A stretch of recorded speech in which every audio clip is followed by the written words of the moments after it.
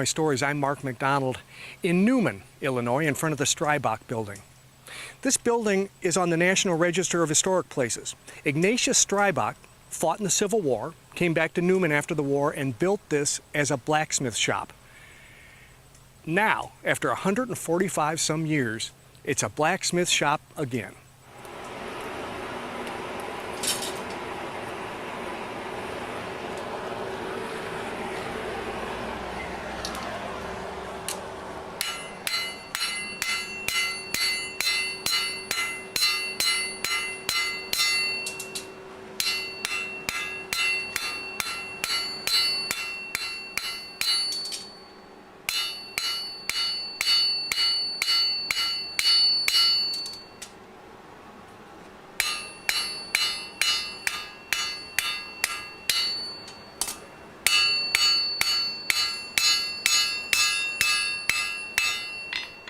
Heather, what are you making? A fire poker. A fire poker? Yes. Okay. You got it flattened out a little bit, right? Yeah, it's gonna come up to a point, and that's gonna be the barb that comes off of it. Okay, so you got to get it hot again. Yep. Okay. How long is it going to have to sit in there? A few more seconds. A few more seconds, and then you're going to put the bend in it?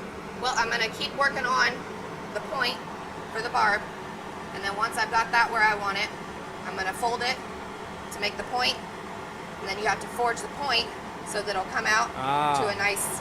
Okay, all right. Well, when you're ready, let's see stage 2.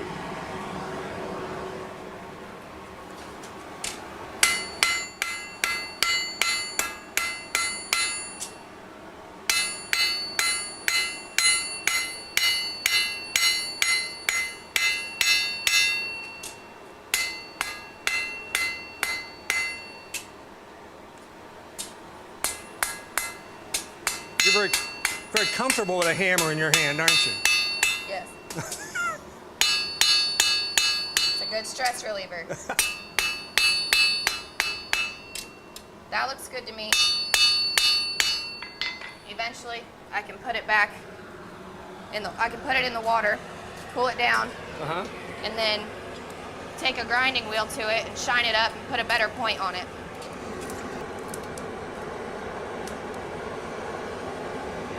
Okay, So now come on out here for me. Okay. A lot of people would be surprised to find out that the latest blacksmith in this 145-year-old shop is a young female. How old are you? 20. You're 20. You just turned 20? Mm-hmm. Okay. And you're a student. Yep.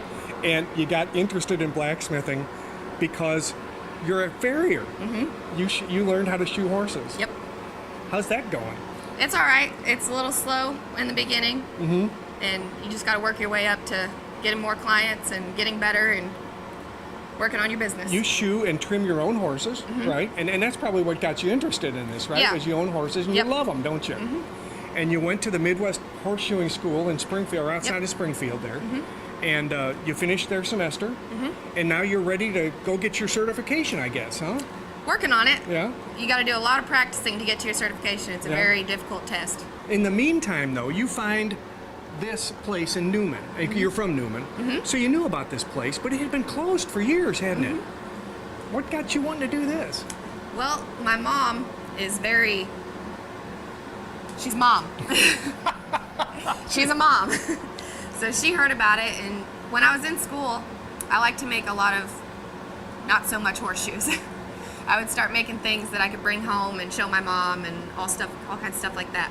So I would just kind of tinker with stuff up there at the school while we weren't making horseshoes. Yeah. And then she liked some of the stuff that I was making, so she talked to the owners about this place, and we just kind of took it from there. One of the owners, Kim McGee, he showed me around, and I thought it was the greatest thing in the world, so here we are. And this place is on the National Register of Historic Places. It's always been a blacksmith shop, and the owners like to see the fact that it remains a blacksmith shop. You know, during this program, we're going to get to meet the last blacksmith who was here, Charlie Keller. And he's practiced in here for 25 years. And then it was vacant for a while, and now here you come along, and maybe you'll put 25 years in here. Maybe you'll become a master. You know, maybe you'll become a master blacksmither. I hope so. Now, is there more work to do on that poker? Of course. Okay, let's see where you go from here. see if we can get a little bit more heat on there.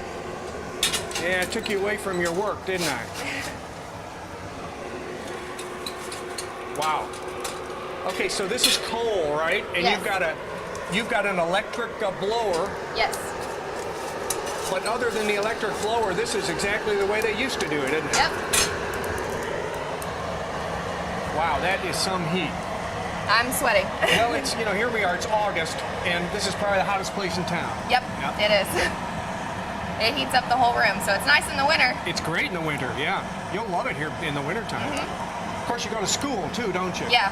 So you've got that to deal with in the wintertime, but a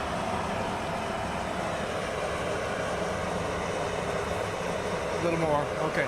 And when I say you go to school, you're in community college? Yep, Parkland College. Up at Parkland, huh? What are you studying? Business management. Maybe you'll get to manage your blacksmithing business. I hope Maybe that's to. what you get to do. Yeah. Maybe that's what you get to do. The farrieing and the blacksmithing kind of go together. They do, don't they? So yeah. I hope to make it one business. Did a blacksmith used to make horseshoes, I guess, right? Yeah. So that was always had been twin. Yeah, to me, a blacksmith was a horseshoer back then. Mm-hmm. That's where it all came from. Yeah. So that's good. Ooh, okay, good.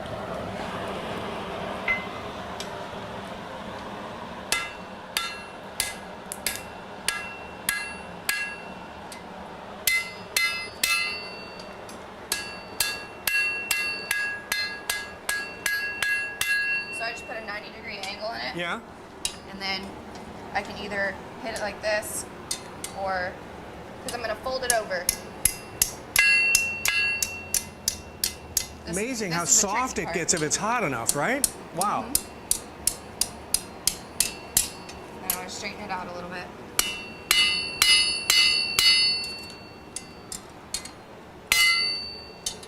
This is the hard part, getting it all straight.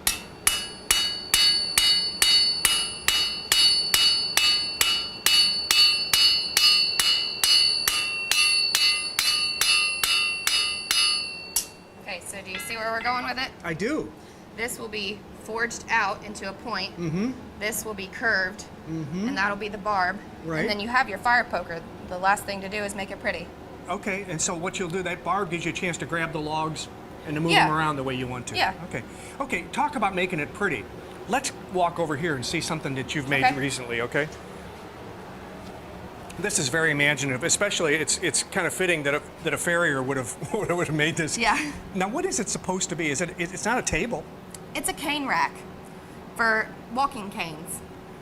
Ah, or umbrellas maybe. Yeah. You could use an umbrella stand. Anything with a hook on it, really. Okay, and so this is a bunch of horseshoes. Are they welded together?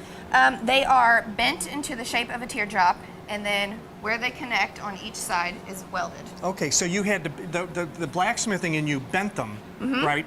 And then you welded them. You also do welding here. I'll be darned. I took 4 pieces of flat stock and made kind of a cone shape that comes down, and you weld to the rod here and then to the base. Well, I did that, and it kind of looked a little ugly. It was ugly? It was ugly. Not ugly now. Well, that's where the grass and the cattails come in. And you bent those by blacksmithing. You would bend those, and those were stock, and you just bent them over to make them look like grass.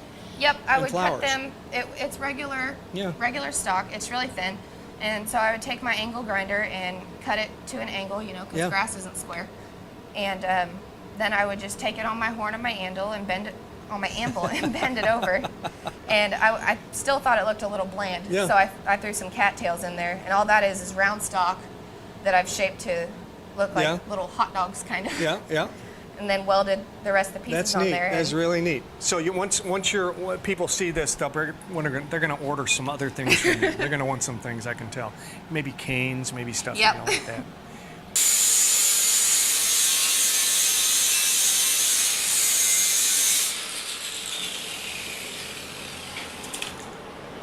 Michelle, not every mother has a 20-year-old daughter who is like roughing up metal and, you know, blacksmithing. No, you're right. That's You're a real hands-on kind of profession. It is.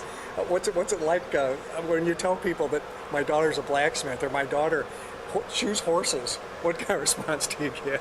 People are amazed, and I'm so proud of her, so I'm telling everybody all the time, so I'm used to it. And people are just amazed that she's so young and that she's doing such, she's in a field that's male dominated. Yeah. There are very few female farriers and probably even fewer female blacksmiths. Yeah, So and people especially love at the to age hear of it. 20. At the age of 20, yes. And how many 20-year-olds have an interest in a 145-year-old Probably not very building many. and wanting to keep the old art alive? Probably not very many. And that's why I'm so proud of her. This is a small town. It doesn't have a lot to offer for young people. Yeah. And she's here trying to bring something back to life that's dead and gone. It is really interesting. It is. It's It very is. interesting. I'm It's very interesting proud to of her. watch her work. It is. Because, and thank goodness she's strong, because she's beating that metal Yeah, to death. yep, It's she harder does. than I could hit it. I She think. does. I like to come up here and take pictures of her working because it fascinates me too. Yeah.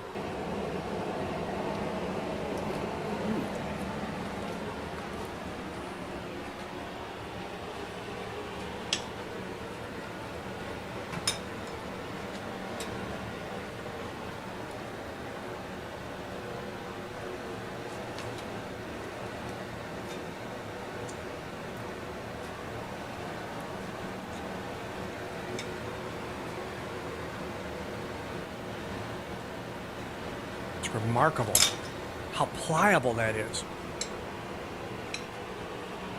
What's next? Do you have to dip it in water or anything? Is that done? Mm-hmm. Okay. Would you normally dip it in the water now? Mm-hmm. Will it steam for us, or does it? Maybe. Oh yeah.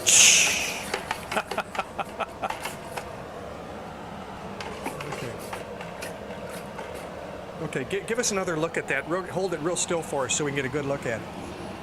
Now that twist, that's just for decoration, isn't it? It looks cool. Yeah. It looks really cool. And it doesn't weaken it. It's just as strong as the metal would be otherwise, huh? Okay, there's your fire poker. Perfect. All you gotta do is make the tip prettier and more functional, straighten it out a little bit. Straighten it out a little bit. And you know what? I noticed when we were talking to Charlie, he talked about whitesmithing a little bit. Mm-hmm. And you had not heard that term. Yeah. But what you can do with all of your products, I guess, is you can file those down till they're shiny. Yeah. And then you've become a whitesmith. Right. And the stuff looks cool. Doesn't Yeah. it? Did you get a look at some of his Yeah, those stuff? are really cool. Yeah, yeah. You'll be able to do that someday. Yeah. Someday. Well, talk to me about being a student and having time to do this.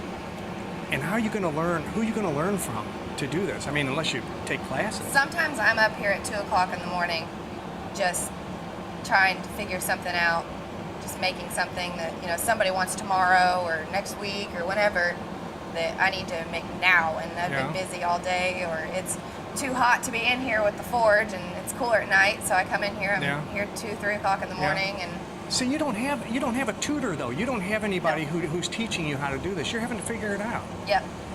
That's kind of a tall order. YouTube helps a lot. Does it really? Yeah. So there's little tutorials on there. I've noticed that there's other things, but blacksmithing too? Mm-hmm. Remarkable. You can find everything on YouTube. That's remarkable. Well, I also took a class with a guy named Tom Willoughby. He lives in Indiana, and he is the most amazing blacksmith I've ever met. Mm-hmm. He makes some of the craziest stuff. And I took a class with him. I was there for about 3 days, and we made some really cool stuff. And just like Charlie, I asked him a million questions, and I learned a lot. Yeah. If Charlie's health was a little better, I think he'd want to spend some time here. I know think he would would. love to be back in here. I know he would. Especially since there's a sign of life here. You know what I mean? This place is alive again. Yeah, I wish he could. Yeah. It'd be great.